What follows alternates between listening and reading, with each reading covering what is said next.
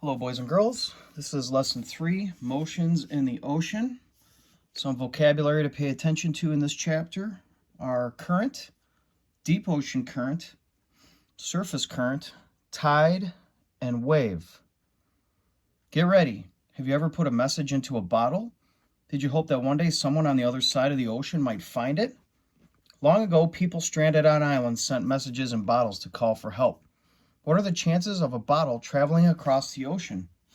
Well, now that you know about deep ocean current, which is what this page was about, this is the experiment you saw, you know how things can move around out there because of the cold water and the warm water and things that are cold moving towards the warm. Okay? Read to learn. What makes the ocean move? One way ocean water moves is in currents. Currents are large streams of water that flow in the ocean. One kind of ocean current is known as a deep ocean current. These currents flow more than 650 feet deep, where the water is very cold. Cold water is more dense or heavier than an equal amount of warm water.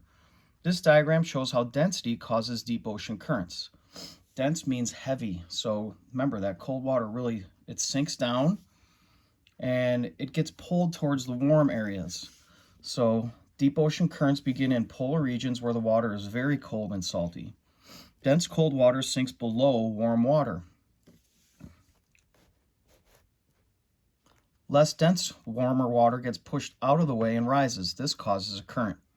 So you can see here, the blue arrows are the poles. That's where it's really cold.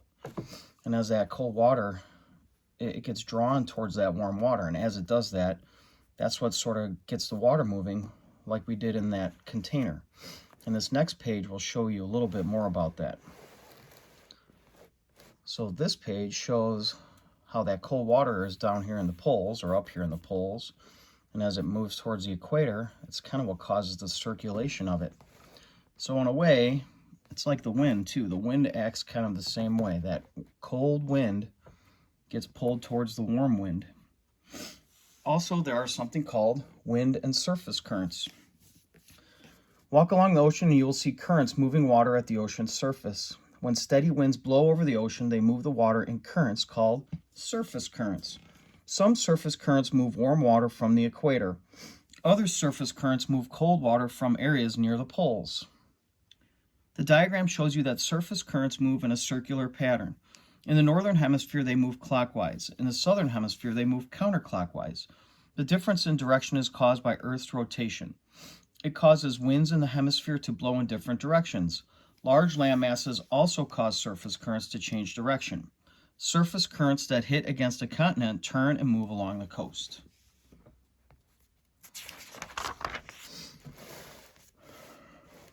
What ocean motion is caused by gravity? Well, this is all about tides. So if you live by the ocean, you would know that there's high tide and low tide. Maybe you know that already too, even if you don't live by the ocean, but this is a good picture of what it looks like. Here's when the tide is in. Here's a picture when the tide goes out, and this happens twice a day, every day. So you don't want to put your beach gear right up by the side of the water unless it's high tide already. The rise and fall of ocean water levels is called a tide. Ocean tides are caused by the pull of gravity between Earth and the moon and the sun. The moon affects ocean tides more than the sun because it is closer to Earth. The pull of gravity on the side of Earth facing the moon causes oceans to bulge outward. That means stick out, like right in this picture. Pulls things, which is really awesome to think about, isn't it? The bulge moves water higher on the shore, causing a high tide. On the opposite side of Earth, the moon's pull on solid ground causes oceans to bulge too. As Earth rotates, the bulge travels around it. Where the water doesn't bulge, there's a low tide. In a low tide, the ocean water doesn't come up as far onto the shore. The moon's orbit around Earth also causes daily tide changes. In most places, there are 2 high tides and 2 low tides each day. During a full moon and a new moon, the pull of gravity is stronger. The tides are higher and lower than usual. So if you're a beach goer or a seashell collector, low tide's a good time to go out and look for shells because things are more easily seen. How can we use tides? In some places, people get energy from the moon. How? By using the ebbing and flowing tides. People use rivers and streams to run water wheels. The water is held behind a wall or dam. It flows over the dam and turns a wheel that powers machinery. In some coastal areas, the ocean tides rise several meters twice a day. People make the ocean water flow behind a dam as the tide rises. As the tide goes out, the trapped water is used to turn a wheel. Tidal energy can power machinery and make electricity. Tidal power isn't as easy to get as river water power. Places with high tides are usually deep bays where it's hard to build dams. Waves, currents, and storms can damage the dams. Today, only a few places get power from the tides. Tidal power may become more popular. Some people point out that tidal power plants don't pollute oceans as much as other energy sources. As new energy ideas, techniques, and materials are developed, it may also become easier to build dams in oceans' bays. So here's a good example of a river wheel, tidal wheel. Here's a dam where the water goes through. Okay. A lot of times you'll see this type of thing by our power plants because that's how they're capturing the water.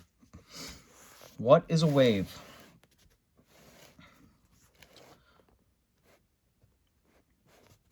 Along with currents and tides, ocean waters also move in waves. A wave is an up and down movement of water. Water waves have certain characteristics. The highest part of a wave is called the crest. So that's this part up here, up top, the crest. The lowest part is the trough. A wave's height is measured from the trough to the crest. A wave can also be described and measured by its wavelength. Wavelength is the distance from one crest to another crest. Sound also travels in waves, boys and girls, so these terms would also apply to sound waves. How does water move in waves? Watching a wave approach the shore, it is easy to think that the water in it moves forward with the wave. However, the water does not move. Only the wave energy moves. If you could float a cork on a wave, you would see it move forward a little bit as a wave passes by. When the wave moves past, the object moves backward about the same distance it moved forward. However, the object never really moves any distance. It bobs up and down in place. Why does this happen? Wind blowing across the ocean surface makes waves move in the direction of the wind. This causes water particles to move up and down in a circular path as shown in the diagram. The size of the circles near the surface equals the wave height. Down in deeper water, so that's here. Down in deeper water, the circles get smaller. The deeper the water, the smaller the circle. So big circles here, little circles down here as you get closer to the bottom. As a wave moves toward shore, its trough touches the ocean bottom. This makes the trough slow down. However, the wave's crest keeps moving at the same speed that it was originally. The crest moves ahead of the trough and becomes steeper than the trough. This causes the wave to fall over or break on shore. The steeper the ocean bottom, the quicker the wave height increases. This makes strong waves break on shore. If the ocean bottom is less steep, the waves are smaller and break more gently. Once a wave breaks on shore, its energy is used up. Gravity then pulls the water back into the ocean, and the process continues.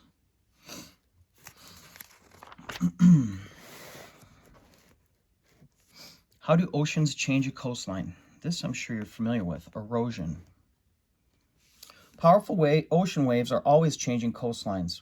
Waves move against the shore and wear away the land. This is called erosion. Soil, sand, gravel, and large rocks are carried out to sea. As a result, the coastline moves inland. Waves deposit the soil, sand, gravel, and rocks from the shore and other places. This is called deposition. Deposition builds up the coastlines and moves it out toward the ocean. Hurricanes. Violent storms with strong winds and heavy rains are called hurricanes. They always begin over the oceans in tropical regions near the equator. Earth's rotation can help start the storm's whirling winds. Sometimes wind speeds can be more than 150 miles per hour. Hurricanes can travel huge distances in a short time. They can cause great damage, destroying trees and houses. Giant waves can cause flooding. So here's some erosion happening here. You can see it as it pulls it in, it pulls out dirt with it. In our area, they always talk about erosion along Lake Michigan's coastline because of, it's kind of a hard picture to see. It's a road up there. So we have this problem here too with Chicago around Lake Michigan. Why it matters. Oceans are an important part of your life. Ocean currents ocean currents right here, sorry. Ocean currents help warm or cool land temperatures. If you want to keep track of the weather, it helps to know how these currents move. If you live near an ocean, it helps to know when tides will change. This is especially true if you like to go sailing, swimming, or surfing.